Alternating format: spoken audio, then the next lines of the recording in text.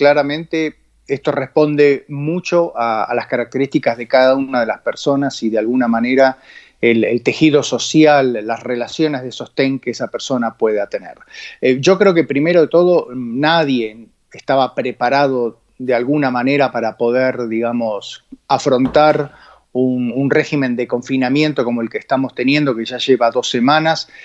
En las personas mayores, lo que estamos viendo es que hay mucho miedo, hay mucho temor y también hay mucho desamparo. Hay mucho desamparo porque muchas veces la comunicación no se gestiona de manera responsable porque no en todos los lugares, en todas las ciudades de nuestro país, en todos los pueblos, las personas mayores pueden acceder a cuestiones básicas como es el abastecimiento en relación a sus alimentos y también, por ejemplo, en el caso del abastecimiento a sus medicamentos.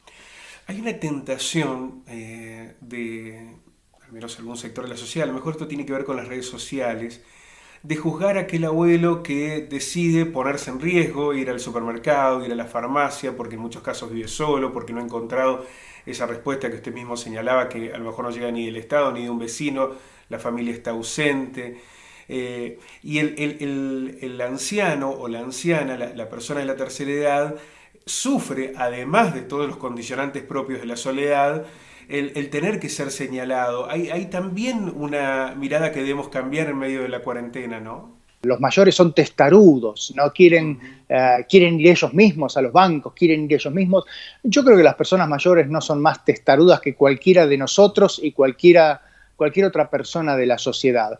Yo creo que muchas veces estos edadismos, estos estereotipos, se apoyan en el hecho de manera a veces consciente y otras muchas de manera inconsciente de vulnerar un derecho que es básico, que es fundamental, que todos nosotros tenemos y que quisiéramos, por supuesto, tener hasta el último día de nuestras vidas, que es el derecho de la autodeterminación, el derecho de decidir.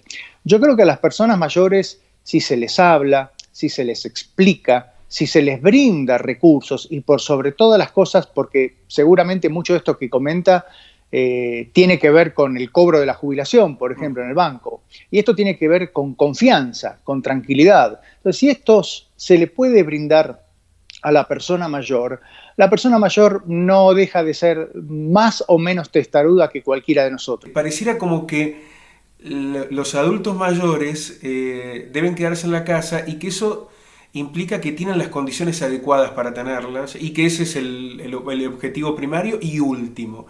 Y muchas veces son abuelos que puedan tener, no quiero utilizar la palabra abuelos, como volver a caer en el mismo error. Las personas de la tercera edad puedan tener dificultades propias de la salud, desde problemas cardíacos, de problemas diabéticos, de alguna otra patología, que la soledad profundice determinadas cuestiones que o provoquen más estrés o bajen defensas. Digamos, ¿cómo cree que se está entendiendo el contexto y no solo la preocupación única del coronavirus pensando en las personas de la tercera edad? No se está entendiendo de ninguna manera y creo que la muestra la tuvo todo el país ese viernes 3 de abril, donde vimos cómo ese entorno, eso que vos mencionás, la preparación no estaba pensada y lo que se hizo fue generar una acudida masiva hacia los bancos. Acá es interesante lo que mencionás porque hay que pensar tres escenarios diferentes. El primero es la persona mayor que vive sola. Hoy en Argentina sabemos que son más de 1 millón de personas mayores de 60 años que viven solas. Son personas mayores que en general suelen tener un buen estado de salud porque el hecho de vivir solas implican que ellos puedan valerse por sí mismos, pero sabemos que en Argentina 1 de cada 4 personas mayores de estas que viven solas tienen problemas de salud severos, importantes. Y ahí es donde tenemos que estar, o donde también el Estado tiene que estar para ayudar. Y no solo el Estado, sino hago acá mucho hincapié en la sociedad civil, en los vecinos, en las organizaciones, en las iglesias, en las sociedades de fomento. Muchos de estos que quizás en las grandes ciudades ya no se ven, pero sí en muchas ciudades pequeñas del interior. Después tenemos el otro escenario, que son las personas mayores que viven en hogares que nosotros llamamos intergeneracionales, donde viven con los hijos, con los nietos, y estos son escenarios hoy bastante complicados, porque sabemos que las personas mayores son las más vulnerables frente a las consecuencias que podría tener el COVID-19. Y después, por último, tenemos las personas mayores que están en residencias, en geriátricos, en hospitales, en asilos, lo que llamamos instituciones de cuidados de larga estancia, que estos ya tienen otras pautas de manejo porque ya están reglamentadas, y acá claramente es un escenario que tenemos que cuidar mucho. Sabemos que estos días ahí en Córdoba hubo un contagio masivo, y esto es muy interesante porque hay dos elementos que en este contagio se repiten y que hemos visto en países de Europa. Primero, una institución como es una residencia, como es un hogar de personas mayores que se contagian masivamente. Y segundo, la fuente de contagio, que es el profesional de la salud. Hoy sabemos que los profesionales de la salud, con toda la voluntad, todo el esfuerzo, el sacrificio que están haciendo, son fuentes de contagio, pero al mismo tiempo son fuentes muy vulnerables. Recordemos que solamente en Italia hubo más de 80 muertos entre los médicos, los profesionales de la salud. En España están llegando a los 30 fallecidos, y esto es muy importante porque, vuelvo a repetir, todo esto que nosotros estamos viendo y que ocurrió en Europa, que está ocurriendo en Estados Unidos, en nuestro país recién empieza a llegar, y esto es obligado para tomar precauciones. Doctor, me quiero quedar con esto que usted señala y sumar un eje más. Usted hablaba de la situación de los abuelos en los geriátricos, lo que ha sucedido en Saldán: se contagia uno, se contagian 27 casos en el mismo hogar de ancianos, los abuelos que viven, las personas de la tercera edad que viven con su familia, con sus nietos, con sus hijos, y también un elemento que está relacionado con el hacinamiento social natural que se da en en las villas, en los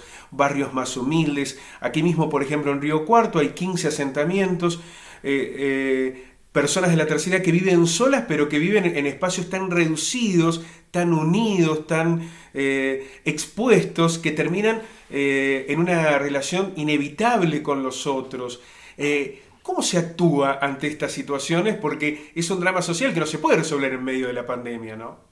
Correcto, sí, sí, esto es fundamental. Y esto que vos decís es lo que también estamos viendo con las estadísticas en Estados Unidos, fundamentalmente en el estado de New York, que es el epicentro de la crisis en Estados Unidos, donde estamos viendo que esto que vos mencionás, que son las desigualdades sociales, son las personas más vulnerables en relación a su estatus socioeconómico, que viven hacinadas, con menor grado de educación, con mayor inseguridad financiera o económica, porque son los grupos de nuestra población que lamentablemente pierden primero sus trabajos, porque son trabajos más precarios. Bueno, en Estados Unidos hoy se está viendo que estos grupos que allí representan la población latina y la población afroamericana son los que más están sufriendo los efectos severos del COVID.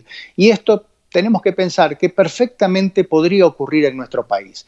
Entonces, ahí es donde el Estado tiene que estar presente. Tiene que estar presente el Estado reglando que se cumpla ese confinamiento, pero al mismo tiempo dando garantías, ofreciendo a esas personas garantías para que puedan tener de alguna manera quizás algún espacio un poco más grande, que tengan la posibilidad quizás de salir, de moverse para evitar ese hacinamiento en determinadas circunstancias. Siempre se habla de que la persona de la tercera edad va a tener que transcurrir siempre en cuarentena este proceso, que no hay opción porque es el grupo de mayor riesgo, pero tampoco sabemos cuándo va a terminar esto. No sabemos si es en mayo, si es a final del invierno, si vamos a tener que convivir con el virus durante mucho tiempo porque no hay vacuna, y alcanzar que ese 60% de la población encuentre las defensas también parece un proceso demasiado largo. ¿Para qué tienen que prepararse hoy las personas de la tercera edad? Mira, es una gran pregunta la que vos me haces. Lo primero que tendría que decir es que todo esto es tan nuevo y es tan rápido, y te doy simplemente un nombre.